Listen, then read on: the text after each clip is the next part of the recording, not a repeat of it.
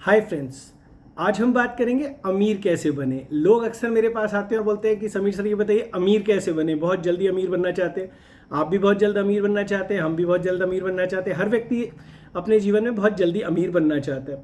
तो हर आदमी का मेरे पास एक ही सवाल होता है कि सर हमें कोई तरीका बताइए जिससे हम जल्दी से अमीर बन जाएं। तो भाइयों अमीर बनने के सिर्फ दो रास्ते हैं। एक कि जो आप काम कर रहे हैं उससे आप पैसे कमाएंगे, उससे आप धीरे धीरे करके अमीर बन जाएंगे, पर ये रास्ता तो बहुत लंबा है। दूसरा रास्ता ये है कि आप जो काम कर रहे हैं उससे जो आप पैसे कमा रहे हैं उसे सही निवेश करके आप अपने पैसे से पैसा बना सकते हैं। ठीक है, तो अब दो तरीके हैं। एक तरीका काम कीजिए, पैसे कमाइए, फिर उसी पैसे को कहीं सही जगह निवेश कीजिए और उससे फिर पैसे कमाइए। अब आप कहेंगे सही निवेश क्या होता है, हम तो बैंक में एफडी कराते हैं। बैंक एफडी कहीं से भी सही निवेश नहीं है। उसमें जितना आपको पैसा मिल रहा है 6% 7% साल का मिलता है, उससे ज़्यादा इन्फ्लेशन है। अब आप पूछेंगे इन्फ्लेशन क्या है। इन्फ्लेशन महंगाई दर को कहते हैं। हर साल महंगाई 6 से 7% 10% बढ़ जाती है।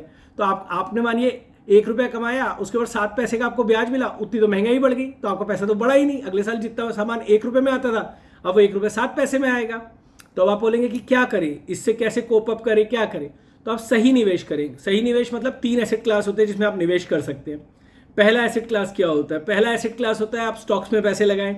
स्टॉक्स क्या होते हैं? शेयर्स होते हैं कंपनियों के, आप वो खरीदें, उनमें पैसे लगाएं, ठीक ठाक आपको रिटर्न मिलेगा। एवरेज रिटर्न अगर आप लेके चलेंगे हिंदुस्तान की मार्केट में तो 15 से 20% साल का बहुत इजीली निकल जाता है। ठीक है, और बहुत इजीली अगर आप थोड़ी सी समझदारी से ब्लू चिप कंपनीज में जो टॉप 50 कंपनियां हैं हिंदुस्तान की उनमें पैसे लगाएंगे, उनके शेयर्स में पैसे लगाएंगे तो 12 से 15% आसानी से निकलेगा। कई बार 15 से 20% का भी रिटर्न आ जाता है। अगर आपके पास थोड़ा ज़्यादा पैसा है तो आप सोने में पैसे लगाएं। अब आप कहेंगे जी सोना खरीदने के लिए तो बहुत सारे पैसे चाहिए, तो फिजिकल गोल्ड के लिए अगर आपके पास पैसे नहीं है तो आप गोल्ड ईटीएफ में पैसे लगा सकते हैं, या फिर आप गोल्ड बॉन्ड्स गवर्नमेंट निकालती है उसमें पैसे लगा सकते हैं। अब गोल्ड बॉन्ड क्या है? गोल्ड बॉन्ड्स पे क्या होता है, गवर्नमेंट 2.5% का तो साल का ब्याज मिनिमम देती है।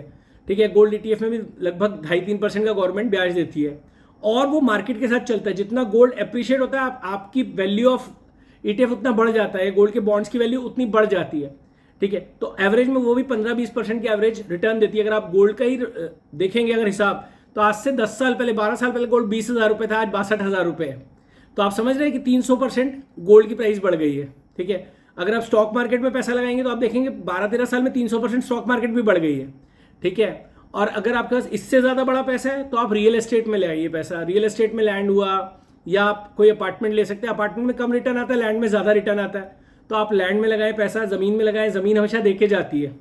ठीक है, तो अगर आप ओवरऑल रिटर्न देखेंगे तीनों एसेट क्लास में, चाहे आप इक्विटी में देखेंगे, इक्विटी मतलब स्टॉक्स में देखेंगे, चाहे आप गोल्ड में देखेंगे, चाहे आप लैंड में रियल एस्टेट में देखेंगे, तो लगभग रिटर्न जो है वो बराबर है।